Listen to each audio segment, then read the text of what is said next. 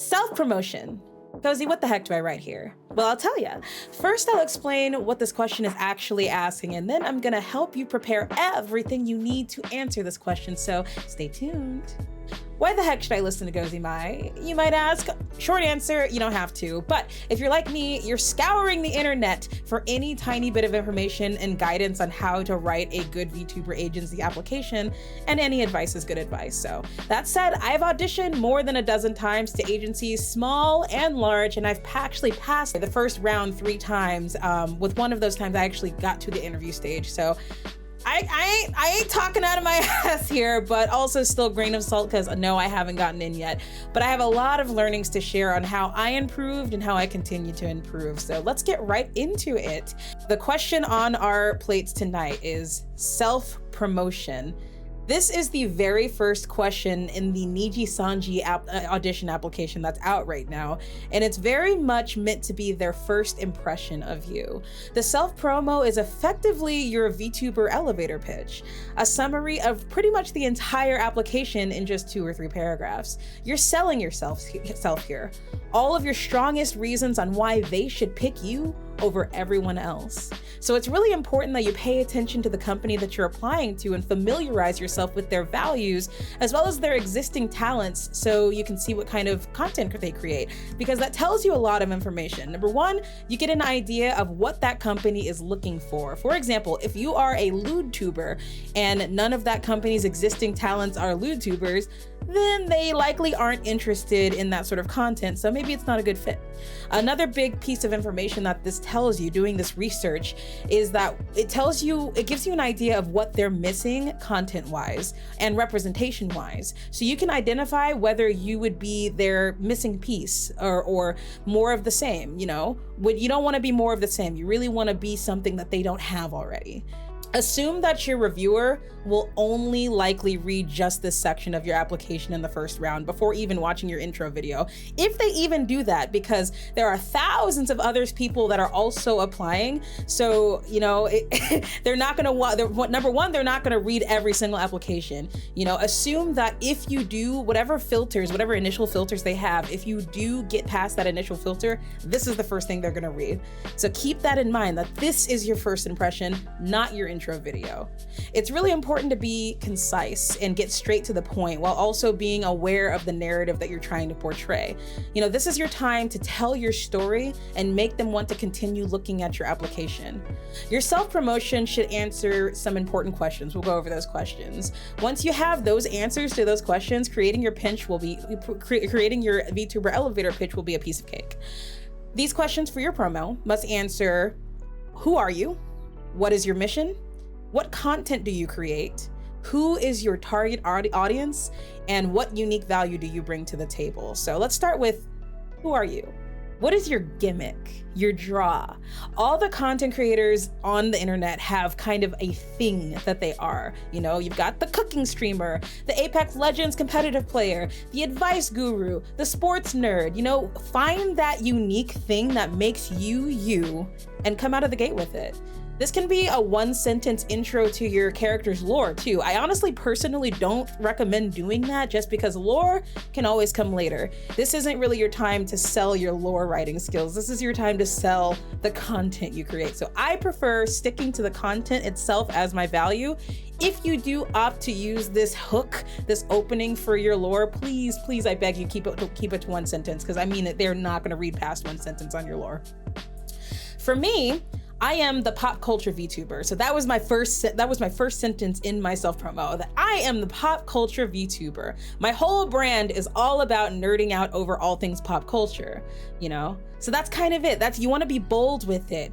You can actually also start out really strong by hooking your reader in with like a catchy first sentence hook to kind of start telling your story, you know, something bold to disarm them into reading more. It can be like that bold statement I mentioned, like, I am the XYZ VTuber and I do XYZ. Keep it to 1 sentence. I implore you, 1 sentence.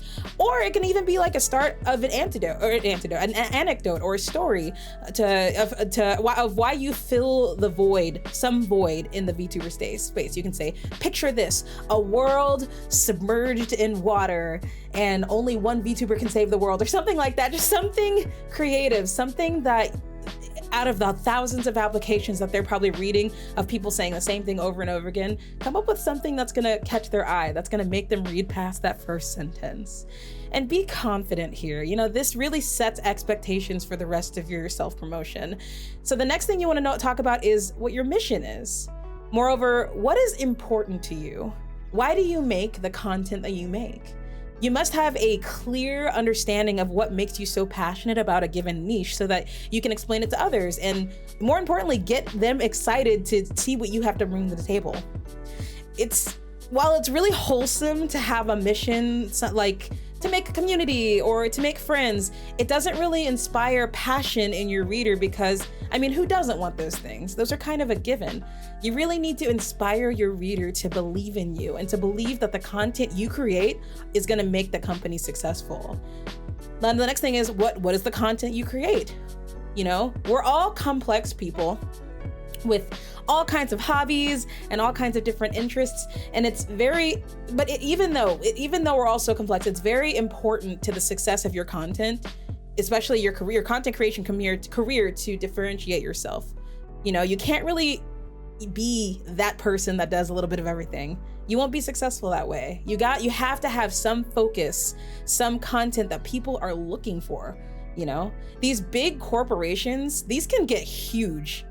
Nichi Sanji EN has 30 members. I counted. They have 30 members, and that's under like 2 years, man. They can get huge. And all of these livers bring something unique to the table. They bring something unique that Nichi Sanji didn't have before hiring them on. And that's what sets them apart. You have to prove that you possess something unique that none of the existing livers have in order to even be considered. You know, with asterisks there, like I mentioned, there might be other filters at play, but say you pass all those filters, you need to bring something new to the table. So when you answer this question, it may be tempting to put down every single bit of content you've ever put out, and I really caution you not to do that. You know, find a niche that you are super passionate about, especially creating content around that niche. It's something that you can make content around that niche forever, and that is your passion. And start centering your brand around that. If you make content that's considered oversaturated in the market right now, maybe find a way to make it unique. If you like doing cooking streams, that's a pretty generic niche. Maybe you focus that niche down and make food. Maybe you're cooking food specifically from animes and mangas, you know? Or if you like to stream first-person shooter games, maybe be the VTuber that speed runs first-person shooter games, you know? Or you like to stream just chatting streams. Maybe you be the VTuber that reads a volume from different mangas and then you talk about it on stream. The idea is that even if something you love to do is kind of a generic niche, you can make it more focused. You can make yourself an expert on some area in that, and that's going to get you your audience. Mind you, having a niche does not box you into making content only catered to that niche. It just gives you focus, a target demographic that you're trying to attract, a consistent source of content created by you that demographic actively seeks out, but they stick around for you. So that's a good segue into our next question. Who is your target audience?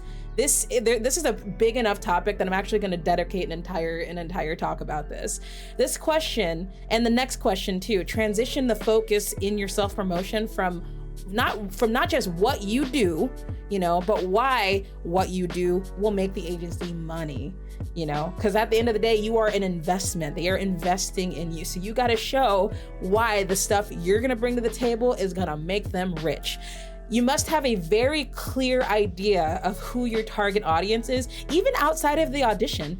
You know, you need to be able to explain how your audience is not already being catered to by their existing talents, by the agency's existing talent.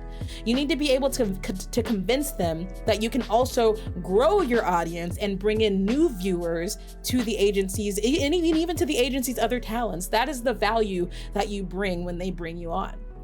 Research obvious gaps in not only the content and representation that agency might have, but also in the industry as a whole, you know, or even with other agencies. So here's some ideas. Your audience could be fans of a really obscure video game genre, you know? So talk about how you're an authority in that space and what clout you have such that you can drive traffic toward the agency by attracting fans of that specific niche, genre niche. You know, or another idea is representation of marginalized groups. That is a huge gap at the highest level of VTubing. Y'all know they are all very white presenting, you know, light skin. There is nobody black up there. There's nobody black up there. So talk about how the viewers of that marginalized group that you're a part of are a totally untapped market right now, because there's not yet any company, any high tier company that's representing a talent of that group.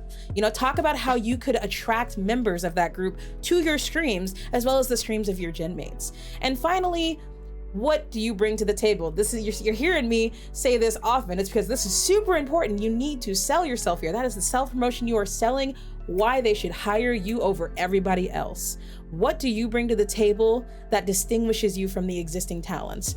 Something that you bring that they don't have. This can go beyond the content you make, you know, and the audience you bring. We already talked about that. How can you be useful?